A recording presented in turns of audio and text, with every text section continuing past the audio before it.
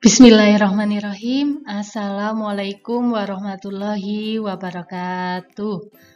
Apa kabar anak-anak hebat Matsa Surba, khususnya kelas 8? Alhamdulillah, pada pertemuan kali ini kita sudah menginjak pada bab 2 kaitannya dengan Sumpah Pemuda. Kemarin anak-anakku juga sudah mengerjakan ulangan harian bab 1. Untuk nilainya insya Allah akan Bu Miftah share di GC langsung per kelas ya anak-anak. Sebelumnya marilah kita membaca doa terlebih dahulu. A'udzubillahi minasyaitonirrajim. Bismillahirrahmanirrahim. Raditu billahi robba wa bil islami dina wa bi muhammadin nabiyya wa rasulah. Rabbi zidni ilma warzuqni fahma waj'alni min ibadika sholihin. Amin ya robbal alamin. Pada kesempatan kali ini, Bu Miftah akan menjelaskan kaitannya dengan peran perjuangan pemuda, karena ada kaitannya dengan Sumpah Pemuda. Jadi kita awali dengan peran perjuangan pemuda dalam melaksanakan pergerakan untuk mencapai kemerdekaan. Sebelumnya, Bu Miftah akan membacakan kompetensi dasar yang akan kita capai pada pertemuan kali ini. Yang pertama, memproyeksikan nilai dan semangat Sumpah Pemuda tahun 1928 dalam bingkai Bhinneka Tunggal Ika. Yang kedua, mengaitkan hasil proyeksi nilai-nilai dan semangat Sumpah Pemuda pada tahun 1928 dalam bingkai Bhinneka Tunggal Ika dengan kehidupan sehari-hari. Adapun tujuan pembelajaran yang akan kita capai, yang pertama adalah siswa diharapkan dapat menjelaskan latar belakang peran perjuangan pemuda. Yang kedua, siswa dapat menjelaskan organisasi yang ada pada tahun 1928. Yang ketiga, siswa diharapkan dapat menjelaskan tujuan didirikannya organisasi-organisasi tersebut.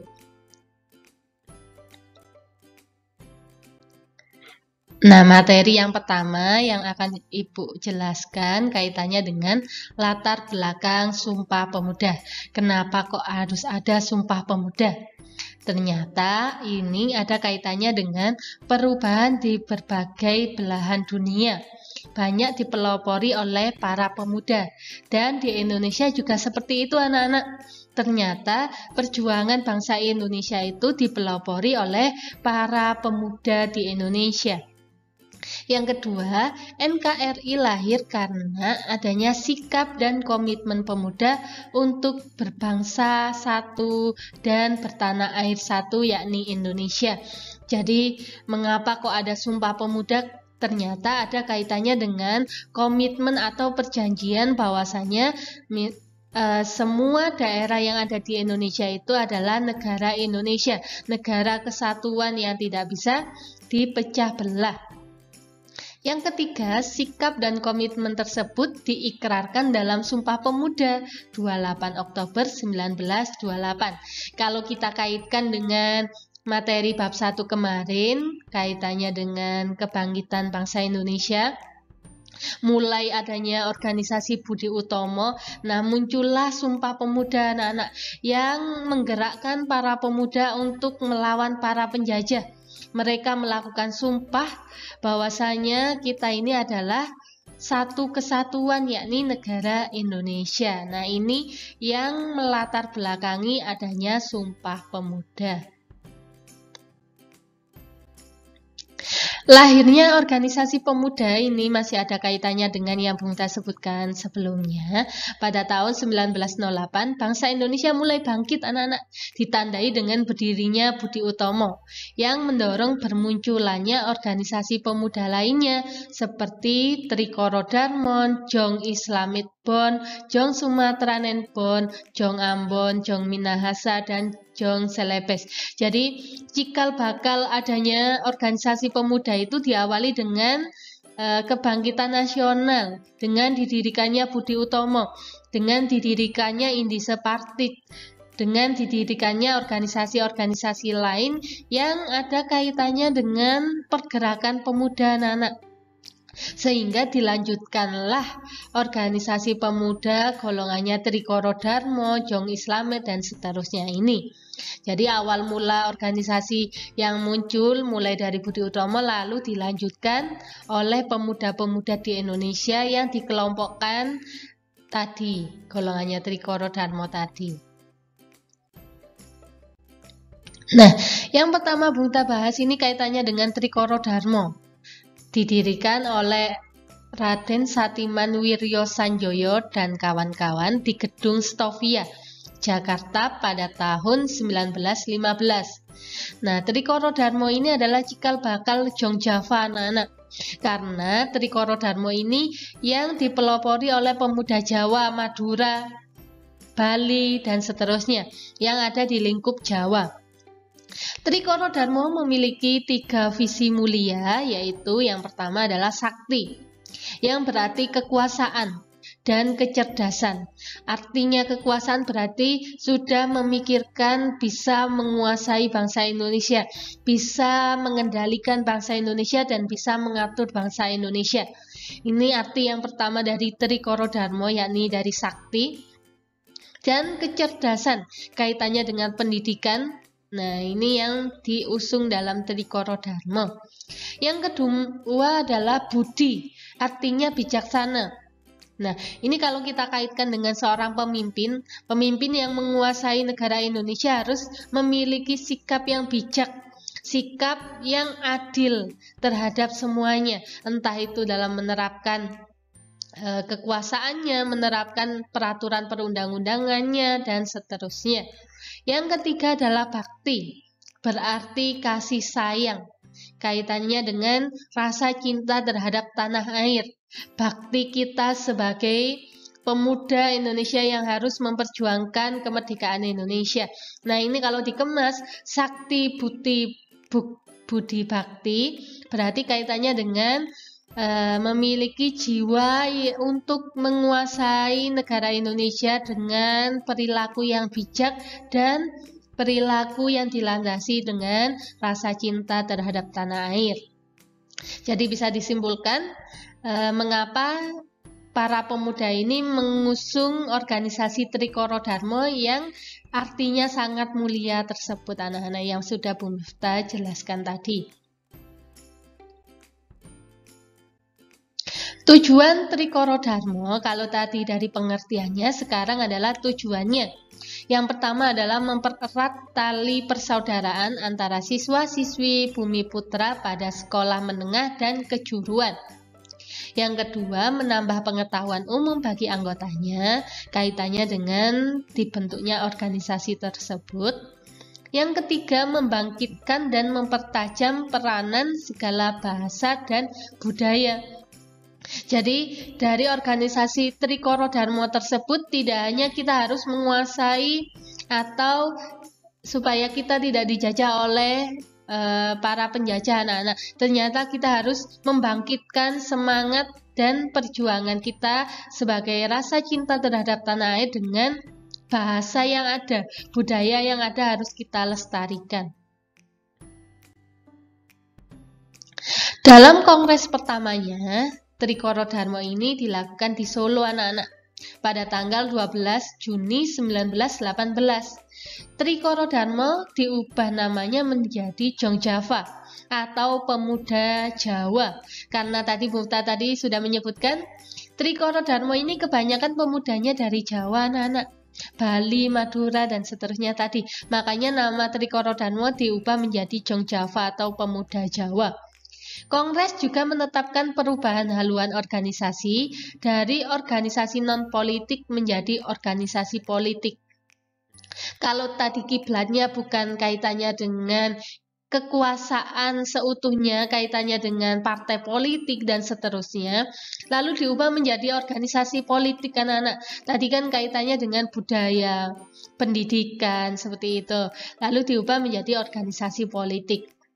Pada tahun 1926, Jung Java menyatakan dalam anggaran dasarnya hendak menghidupkan rasa persatuan seluruh bangsa Indonesia serta kerjasama dengan semua organisasi pemuda dalam rangka membentuk keindonesiaan. Jadi Jung Java ini ingin menyatukan bangsa Indonesia melalui organisasi-organisasi yang ada di Indonesia. Dengan demikian, organisasi ini menghapus sifat Jawa sentris.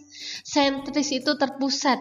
Jadi ingin menghapuskan organisasi yang ada di Jawa saja, yang pusatnya hanya di Jawa saja, serta mulai terbuka dan bekerja sama dengan pemuda-pemuda yang bukan di Jawa saja. Jadi mulai mengembangkan kerjasamanya tidak hanya di lingkup Jawa saja, tetapi pulau-pulau yang lain.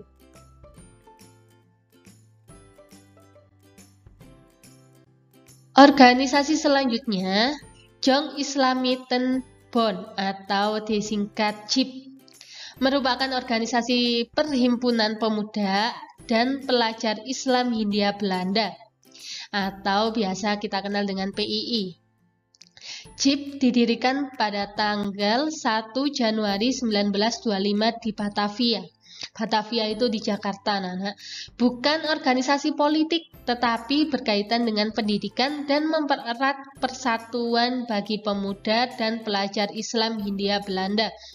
Jadi JIP ini tidak menganut organisasi politik anak-anak, tetapi yang diusung adalah asas pendidikan dan keislaman atau agama.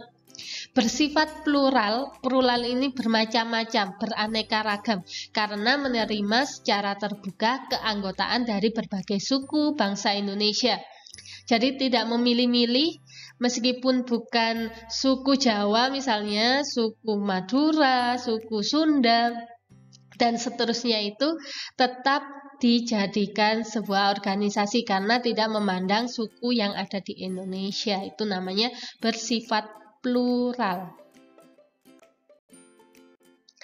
Tujuan didirikan organisasi Jong Islamitenbond ini adalah mengadakan kursus-kursus agama Islam bagi para pelajar Islam dan untuk mengikat rasa persaudaraan antara para pemuda terpelajar Islam yang berasal dari berbagai daerah di Nusantara dan sebelum menjadi anggota perkumpulan daerah.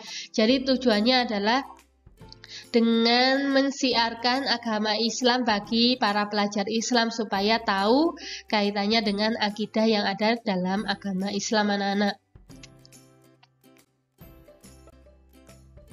Yang ketiga, Jong Sumatranenbond didirikan pada tahun 1917 di Jakarta.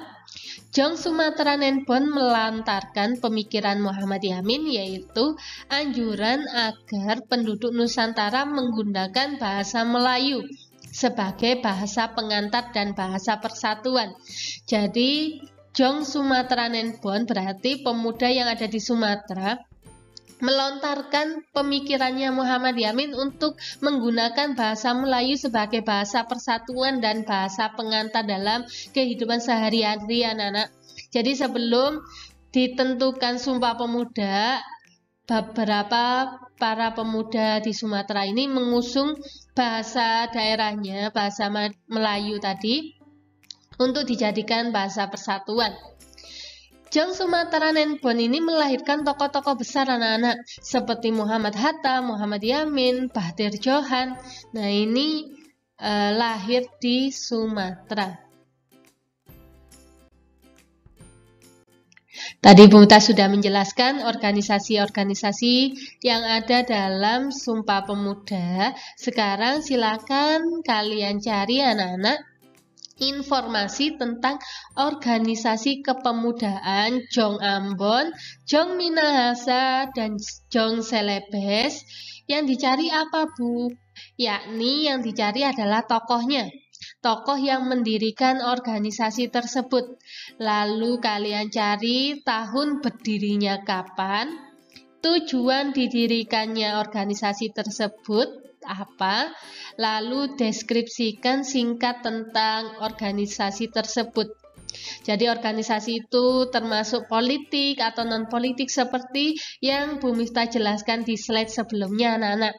Cari tokohnya, tahunnya, sesuai dengan ini organisasi kepemudaannya.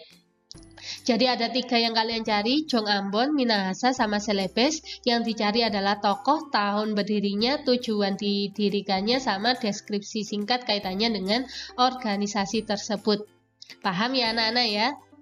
Kalau masih belum paham bisa japri Bu Miftah ya. Sekian yang bisa Bu Miftah sampaikan.